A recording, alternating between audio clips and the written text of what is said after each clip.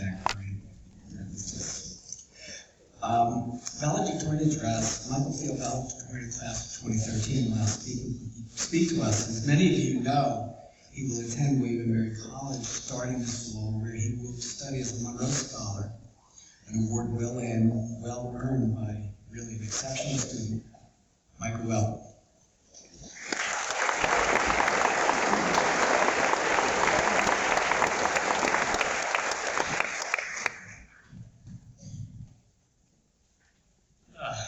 Jessica's speech was so good that I got that chill feeling in my legs, kind of out of my comfort zone.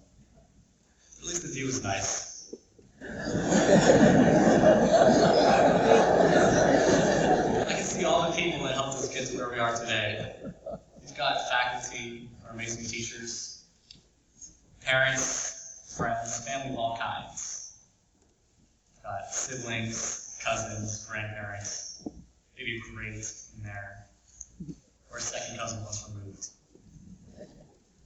You get used to a view like this, a group of people like this. Yep. I'm used to it. I mean, it's been, what, an hour, or 15 minutes? It's actually been 4 years for us. 4 years at Cape Henry, with our hardworking faculty, loving and supporting families, and our peers with incredibly diverse set of talents and interests. Of course, we students have had to do more than simply bask in the presence of these enriching mentors and peers. We had due dates to meet, athletics, clubs, papers, work. It was a struggle, but we became experts at it. No one can work the school system better than a veteran senior. We fly through homework.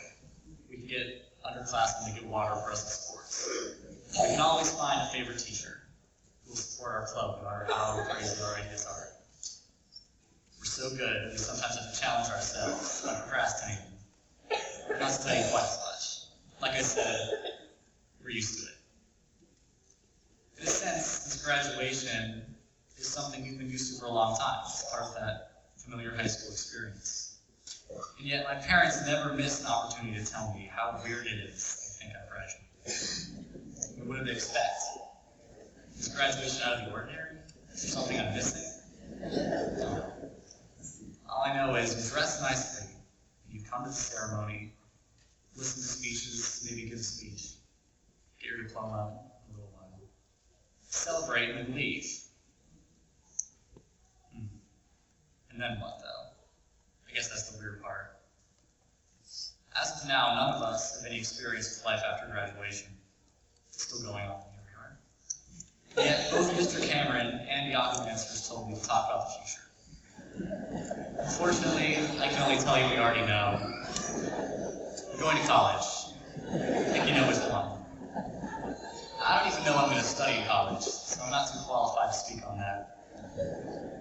What I can talk about is something that works now and will work in college, especially in college, and that's education.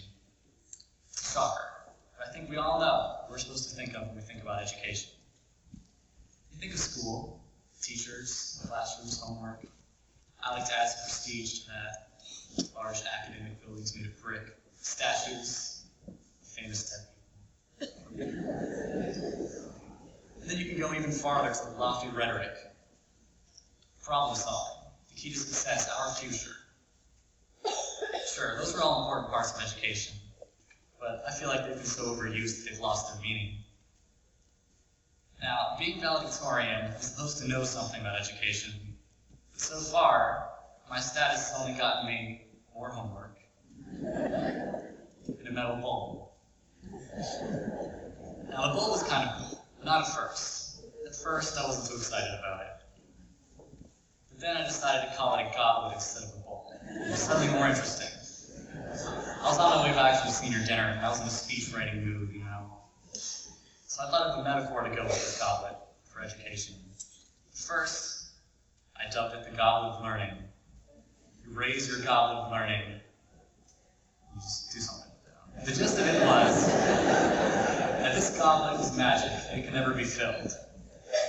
And whenever you put something in it, the goblet makes a copy of it so that the same thing exists both inside and outside the goblet at the same time.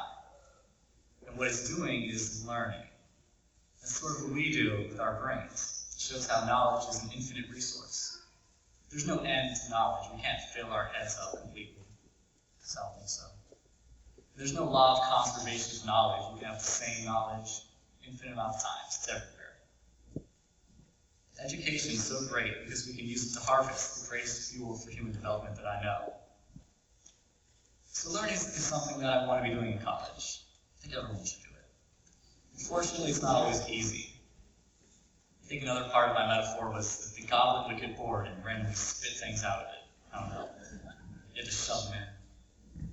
Well, the point is that there's work involved. So, learning and working sounds like a party. I don't think this graduating class needs any advice on how to have fun and enjoy life, despite the challenges. We have a lot of fun memories to prove it. In fact, we have so many memories here that it'd be impossible to recount them all. Personal memories are my favorite type of knowledge. I get nostalgic over breakfast. Just imagine how I'll feel about high school in about an hour.